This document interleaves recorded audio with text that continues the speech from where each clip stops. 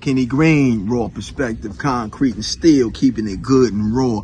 Unity for the community. Always hit them subscribes. I sat out for a minute, been a little busy, but I'm back, right? I was watching a little podcast with Rick the rapper, Rick Ross the rapper. And, you know, he was saying some things that I felt was very disrespectful, right? Listen to what he says about Freeway Rick. Listen to this. Okay. But there was about a period of my life that I kept bringing people on because I wanted to find out who killed Tupac. So I brought on Freeway Rick Ross. I don't know what it was, probably 10 years ago. I did podcasts 2 times with him. And he came on and we spoke. And your name came up. Because in the lawsuit, he tried to sue you twice. I've never seen somebody try to sue somebody twice. That at the end, is it true that at the end of the lawsuit, he had to pay for your legal fees? He wasted a lot of people's time. I hope he's coping with the crack addiction that he's been dealing with this whole time. And I hope your listeners, I hope you didn't disappoint your listeners listening to that shit. I just hope, man, you gotta maintain a certain level of quality, and you've allowed it to dip to a few times. Put him on. I mean, you should go look at your ratings. Pull up the ratings. Rob, type in YouTube Rick Ross Bet David. Let's see how he performed. I don't know actually how he performed, but let's look it up. Let's look it up. Type in Bet David and Rick Ross. Watch the cult guy come up first. 1.6 million.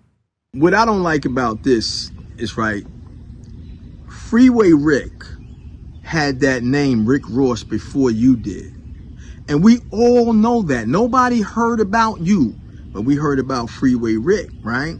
And Freeway Rick did a lot of jail time. He was instrumental in the crack era and doing some things, if you know the history. And another thing about Freeway Rick is that he was illiterate, but he taught himself in prison. And he was able to use that knowledge to get out of prison. So he's that dude, right? I got a chance to meet him. I had to go to LA to deal with some things, right? And he took time to come and do some interview business with me. And it was good. So I sat up with him and I checked his energy. Good dude, right? Good dude. Let me say this to you, Rick Rose, right? And let me add this first. How could you fight that man in court for his name that you stole? You stole it. You should have just used Ricky Rose as opposed to Rick Ross. And being a gentleman, knowing that Freeway is a down dude, a player in the industry of life, you could have said, man, look, I'm going to use the name and I'm going to pay homage to you, man. So when they say, man, how did you get the name Rick Ross? You say, look, man, I knew this dude. I like this style. I like what he represented, man. And since my name was this, I added that. But you couldn't even give him that. That shows you're not a player. You're more like a hater, right? Now, watch in this part when the guy asked Rick Ross another question about the court and the name. Watch how he handles it. Deflection once again. Check it out. Was he the reason why you named yourself what you named yourself, or not at all? Was there any influence there? He's a crackhead. What are you talking about? Pull up crack. Pull up smoking crack. Freeway smoking crack. So when he sued me, he had to admit the facts about him being an informant, cooperating with this and that. We know that. We talked about that. That's not something that we don't know. Why you're not? That's what people. Oh, that was the conversation. No, and that's why the interview did well, because we specifically talked about that. He had a big role in that. You ain't mentioning it to me. Oh, no. The question I asked that he was abusing crack. Yeah, I'm sure he came and lied to you and told you he made $3 million a day, and he never did. He ever show you a home? No. Did he ever show you a home? He said he owned. Did he show you his building. car collection? No. Did he show you his watch collection? What the $3 million a day? Where was it going to? Thank you. Thank you. I mean, thank you. This PBD, your listeners deserve better. This is Ricky Rose. Did he at all inspire the name, though? That's the only question. I thought I've answered that 3 times. I don't think you did. I think you went to crack, and I know he had the crack issue. Why would He a crackhead introduced it to a lot of young kids, and it was a bad thing?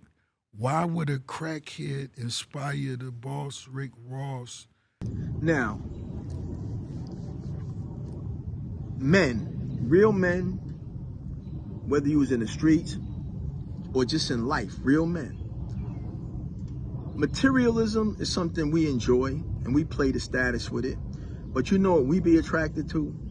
Integrity and character. So man, look, I like your music. I like your production. You do have some swag. But I don't like when I see you trying to disgrace a real motherfucker, man. I don't like it. Because there's a lot of real dudes out here, these chumps coming along trying to disgrace them. And it's not cool. So I always stand up for the real dudes. You know what I'm saying? Whether they down now or up now, because just because you don't have no money, just because you might be leaking, it don't mean you wasn't a solid motherfucker, concrete and steel.